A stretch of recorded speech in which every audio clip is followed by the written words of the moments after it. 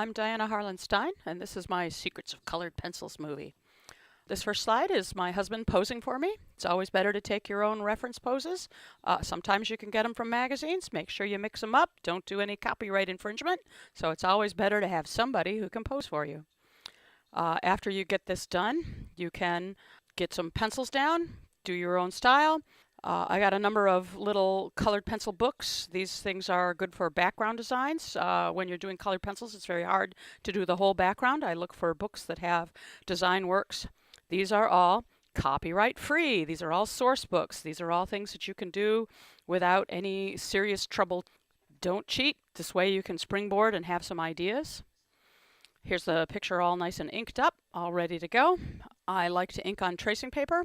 By inking on tracing paper, if I make a mistake, I can throw it out and start again, and I still have the pencils. I don't have to work all over the place. There are no erasing lines on it. I love my tracing paper. Work on toned paper. This is just a nice Xerox on toned paper. I love gray because you get to highlight up and shade down. It forces me to work harder. In this particular case, I've Xeroxed it onto nice gray paper, and I've darkened in all the black areas. If you're working on white paper, that's nice too. You're only shading down. There's a lot of nice things you can do. It all depends on the kind of effect that you like. When you start using Prismacolored pencils, most people start very soft. They cover everything. They get a lot of color in there. This is very nice, but it's wrong. The idea is to press really hard. Here his back leg is all very darker. Press really hard. If the little points of the colored pencils shoot off and go zipping around the room, you know you're doing it right. I know it looks awkward when you first get started because, wow, there's one area that's really darkly colored and it's really vibrant. Don't worry about it. First color, that always seems to happen. When you're doing your coloring, you get all these little nibs, all the little colored pencil scrapes off the top of the pencil. You know you're doing it right. I get a Kleenex out and dust it off with the Kleenex because if I rub with my hands, sometimes that leaves little lines. So I use a Kleenex, no smears. Speaking of smears, here's all the colors all nice and darkened in on the left side. On the right side, I just put my hand down on top of it and moved it across. Sure, I pushed a little, but you can see they smear. Red is the worst of the colors. I always use all the reds on my pictures last because red smears like crazy. So beware, beware. All right, here I'm putting in the second color. This is very rough. It's not blended. It's just kind of stuck on. These are the areas that I feel that shadows would be. Sometimes you can go back and look at your reference pictures, just see where you think it belongs. Here I am blending it in. I take the first colored pencil color and just go over the top of it and go back and forth and back and forth and back and forth. Here it is again, a little darker, back and forth and back and forth. Now when you're blending, you get these highlights and it's awkward. Sometimes I do these weird shades and I'm like, oh God, is this going to look good together? I just start moving them and back and forth. At the top, it's really darkly pushed down real hard, and then I get looser as I get towards the middle where I want the blending to be. And the bottom, dark, it's pushed really hard. It's darkly colored. And then I get light again. And when I get into the middle, I start going back and forth, back and forth, back and forth. Works really well. Now we're headed for some highlights. You can use a color for highlights. You don't have to use white. Just because you put white on doesn't make it perfectly the right immediate shade. It's best to use a different color. This is a lighter blue. Back and forth, back and forth.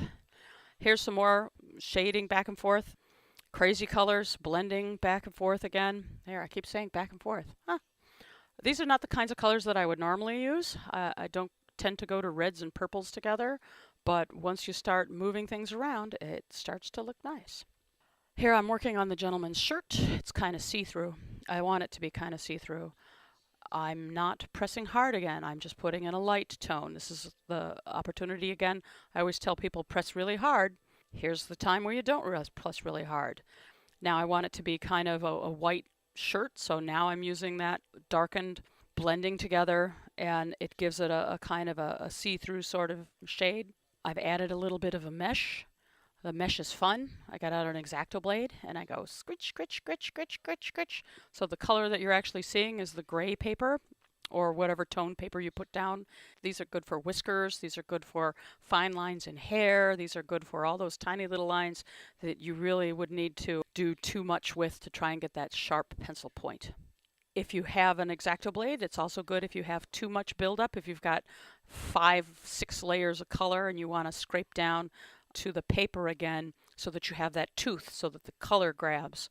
An X-Acto blade rubbing out areas or taking away color really helps so that you can get designs or fine lines or things of this sort. Here I put in some white. You can see that I've also highlighted the mesh a little bit just to give it a little, hey, these pieces of mesh caught the light a little bit. When I'm doing my shading, I get out my colored pencils and I stack them all in a row. When I'm prepared to, I'm moving on to the background now. There's my X-Acto blade and I've got all the colors out. Have a Slurpee. Choose what colors you like. What direction are you headed in? Here I begun separating out my backgrounds. I've got the darkest color on the bottom so that I can say this is seated, this is heavy, this is nicer that way. And then I just start saying, okay, here's the first color. I've got 4 colors pulled out, so I'm kind of dividing it into 4 sections. And then I start blending on or laying in my colors really hard and then moving up to light. And then really hard and moving up to light. Just moving around. It's the same aspects again and again and again and again. Now, when you're using white, white is a lovely color to blend all kinds of highlights. If you can't find the color you like, white often is perfect. When you start using your white a lot, there will often be leftover color on the top of your white pencil.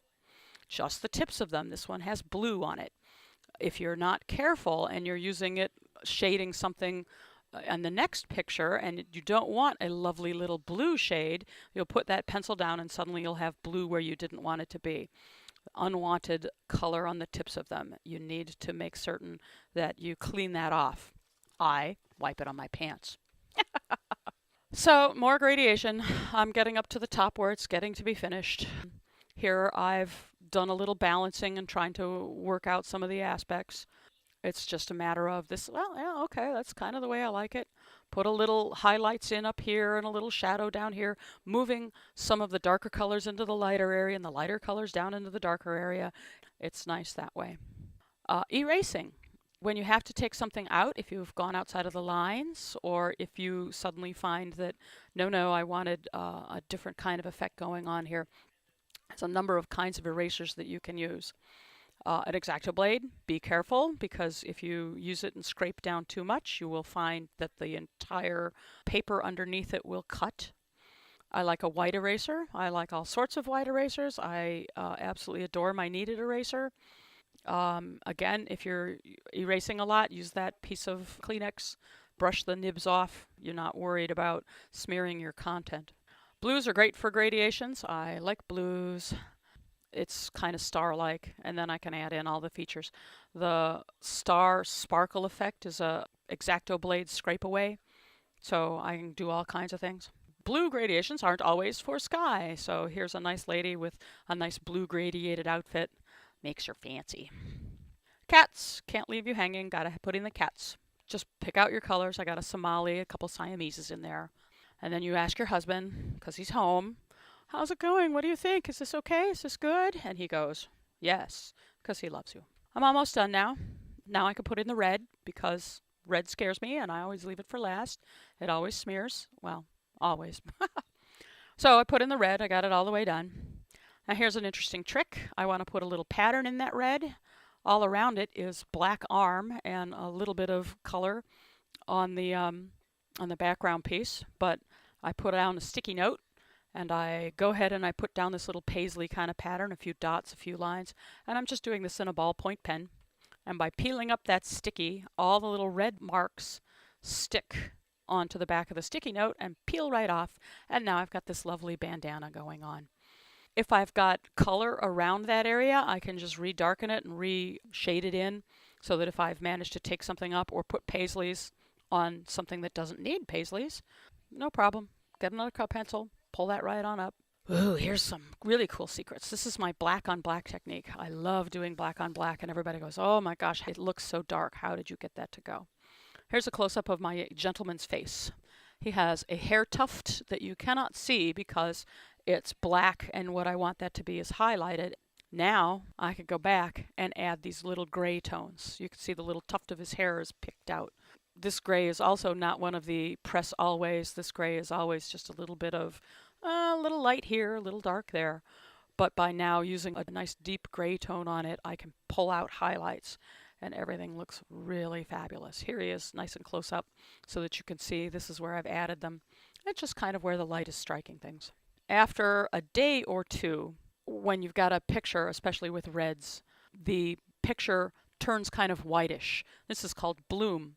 And what it is the wax is coming up to the top of the pigment. It happens all the time. You'll come back later and go, oh my God, what happened to my picture? Perfectly fine. Take that Kleenex, a new one, hopefully by this time, and lightly brush over the top of it. Remember, if you press really hard, you're going to get smears, and then if you get smears, you have to get your eraser out and erase all the smears on. But you can brush off the bloom. Be careful. Do not eat potato chips when you're, and I do this too often. Potato chips are very greasy, and if you put your hands on potato chips and then touch your paper, even if you're holding your paper down, you will get grease on your nice even-toned background, and then you have to start all over again. So wash your hands. Don't eat potato chips. Now, let's see. Overline. Sometimes the colored pencils on the top, you need to pick out some of these lines. You need, because you've colored over the top of things, the line between the legs on the pants is now no longer deep black. It is now black with blue colored over the top of it. The picture looks done. It's not. Go back. You need to get in tight and ink over the top of the lines that you want to keep dark and fixed. A lot of times my inking pens have wax buildup stuck on the top of the ink, and I wind up getting out little pages and just scribbling little circles just so that the ink is flowing correctly. You're not done yet. You're almost done. Look at, there's Prismacolor pencils. Use Prismacolor pencils. They're soft. They blend. Yes, this is a commercial for Prismacolor pencils. Now I want white, white, white, white, white. Yes, I've colored in white, and it looks really nice on this video because the video is nice and light colored. But I want white, white highlights even on top of the white. So I get out my gesso brushes and I start picking out little points. Electric pencil sharpener with your Prismacolor pencils. When the soft lead of a Prismacolor pencil is inside of the wooden shaft and you use a regular pencil sharpener, you are torquing the inner pigment, the inner color. And by torquing it, you will bend it because it's a stop, start, stop, start. And sometimes if the pencils are old, they'll break. If you drop them too many times, they break. And then when you're sharpening your colored pencil, you just pull the lead straight out of the colored pencil and go, hey, this isn't right. An electric pencil sharpener, you get the most use out of it. I'm also perfectly happy if I start taping one colored pencil on the bottom of another colored pencil, because then I can sharpen it down to less than an inch and get every single bit of value out of my colored pencils. Here he is. He's all done. He's got white, white, whites, and he's got the gray on the black areas, and he's all happy and marvelous. I'm pleased with him. Here's a little close-up. You can see I've corrected some of the places where I've gone in with different colors and managed to make the overlines all nice and straight. Some of the pants I've left colored over. Some of the pants I'm like, fine, that I want it harsher. When buying Prismacolor pencils, which you can buy individually as opposed to having to buy a whole other set again, always look for the pencil lead that is centered in the pencil. Because when you're using your electric pencil sharpener, it sharpens evenly, and there's times that you have a little wooden hood over the top of your pigment, and it gets very hard to color them. If that happens to me, I take an X-Acto blade and just sharpen it a little bit more. And I actually have a pencil there on the bottom where I bought it. It was completely empty. The lead had completely fallen out of the whole pencil. So it's a straw. Look at the colored pencils before you buy them. If you get one that's way too broke, every time you sharpen it, another piece of length comes out of it, go back to the store you bought it at. Sometimes they'll be really good, especially if you're a good customer. You say, hey, this one was so broken I could hardly use it. They'll replace it for you. The Prismacolor people are marvelous. If you have colored pencils from anybody else, give them to kids. These are for professionals. Really, you get the best effects with them. So I think that's my whole movie.